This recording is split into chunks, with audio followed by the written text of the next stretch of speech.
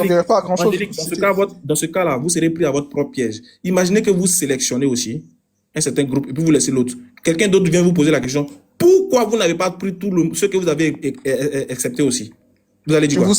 Vous connaissez le concept de l'équité? Frère, réponds à ma question. Non, c'est pour répondre à cette question-là, justement. J'ai horreur d'une chose. De quand on vous pose une question, d'aller parler d'une autre chose qu'on ne vous a pas posée.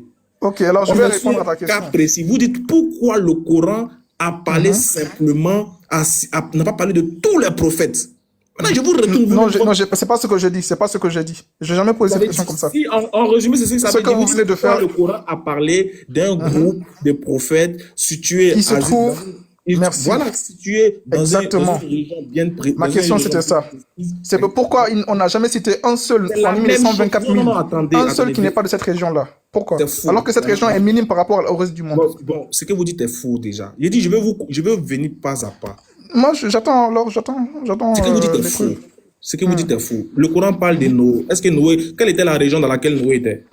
Qui ça? Noé? Oui. Je ne connais pas ce qui Noé. Donc, tu connais pas ce qui Noé?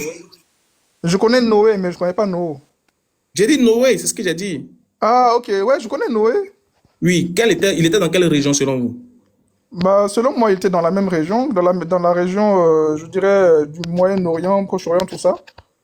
Ah ouais? Quelle est la preuve? Bah, sincèrement, moi, je vous dis ce que je pense là actuellement, mais je peux peut-être rechercher, mais je ne connais pas. Bon, ok, mais... donc quand on ne connaît pas, on s'était. Merci. Donc, je continue.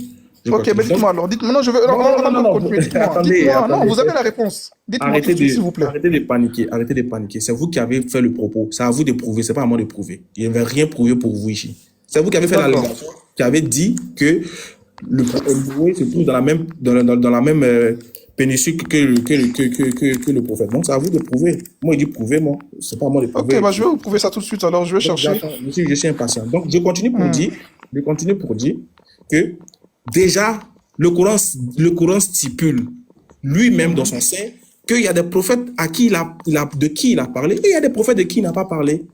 Parce que le but du livre, le contenu du livre, là, que Dieu décide de parler des 124 000 prophètes, là, supposons, ça n'aura ça va rien changer à l'essentiel du message que nous devons comprendre.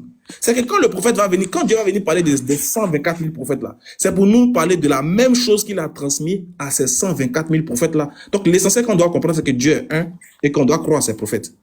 Et qu'on doit délaisser l'idolâtrie. Parce que tous les prophètes dont il a fait mention là, c'est la même chose qu'il les a dites. Donc, ça sert à quoi de venir parler de 124 000 prophètes, de la même chose 124 000 fois?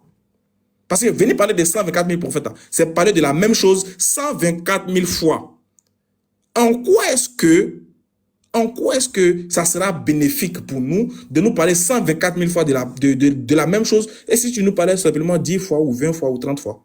Cela revient au même. Donc, qui parle des autres prophètes, qui ne parle pas des autres prophètes, le contenu est le même. Donc, votre approche est juste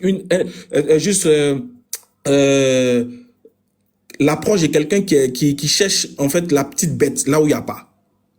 Sinon, même s'il parle même s'il cite un prophète qui était en Guinée, vous, c'est la Guinée seulement qui vous intéresse. Vous allez vous sentir à l'aise quand ils vont dire oui, le prophète là, c'est un Guinéen. Mais le contenu que Dieu va dire à ce prophète là, ça vous intéresse pas. Si Dieu dit à ce prophète guinéen là, délaissez les idoles de la Guinée et puis venez croire en un seul Dieu dépourvu de toute idée idolâtre polythéiste, vous allez le refuter. C'est-à-dire que vous, en réalité, ce n'est pas le contenu du message qui vous intéresse, c'est la nationalité. Vous êtes des sectaires, des racistes, c'est vous. C'est vous qui amenez les esprits de... S'il vous plaît, non, ça c'est une insulte. Je retire. Voilà, merci. C'est vous qui êtes sectaires et qui aimez trier les gens. C'est vous qui aimez trier, vérifier les couleurs de peau, les origines. C'est vous. C'est ce qui pousse au racisme. C'est ce qui pousse à la xénophobie, c'est ça. Parce que Dieu a fini de parler, vous dites non, mais pourquoi il a pris simplement un groupe